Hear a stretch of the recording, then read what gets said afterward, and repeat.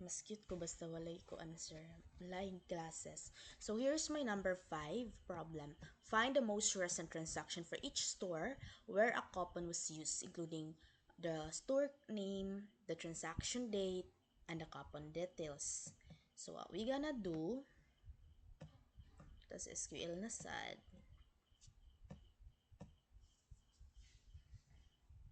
Okay, kuya na eh. And then we will gonna select again.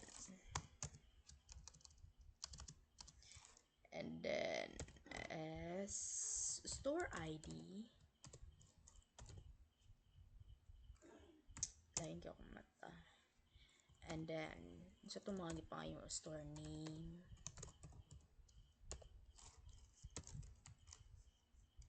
the transaction date,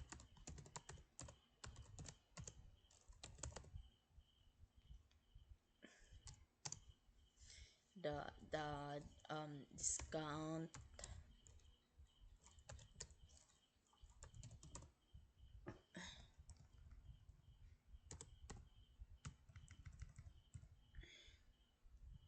the discount ID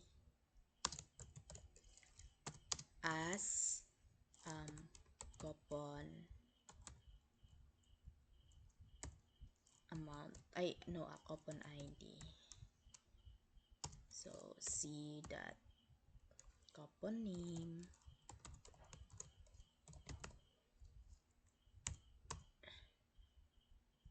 CT that discount amount as coupon amount.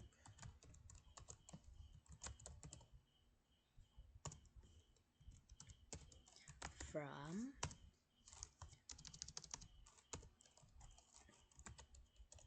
the stores S join customer transactions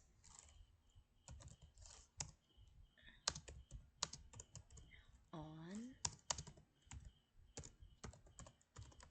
store ID equals CT dot store ID, and then join again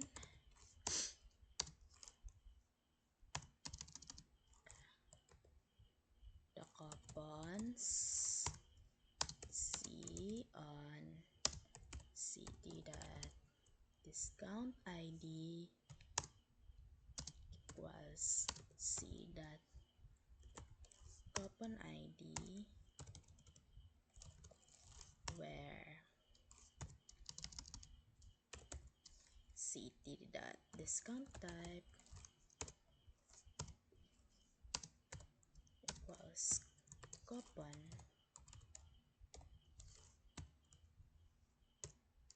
and CT transaction date equals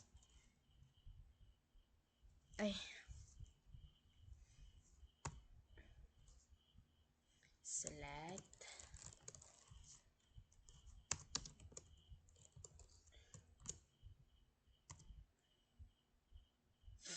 max CT2 dot turn transaction date from customer transactions CT2, where CT2 dot store ID at store ID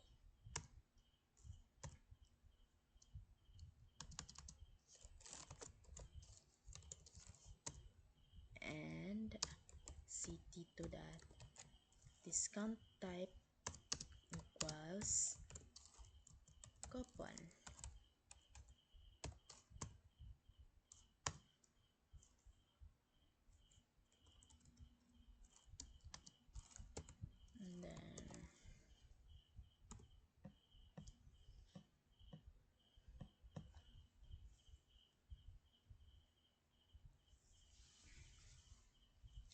So, here's my output, sir.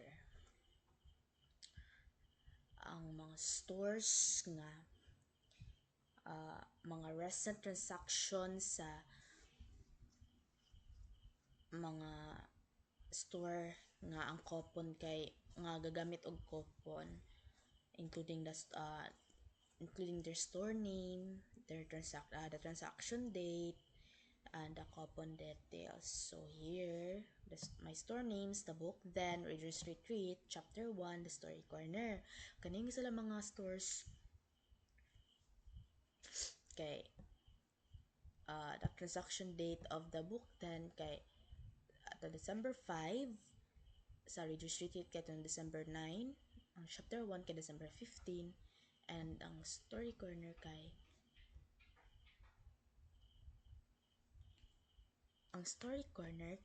December 20. So, coupon name, flash deal, clearance offer, Easter special, and mega discount, which has the coupon amount of 40 pesos, 15 pesos, 35 pesos, and 120 pesos. So that is my number 5. So here, my SQL code, I copy and paste. My view, I create view.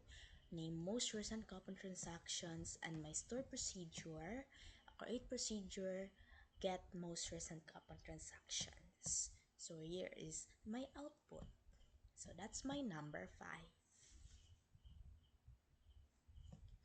Hindi ako likod.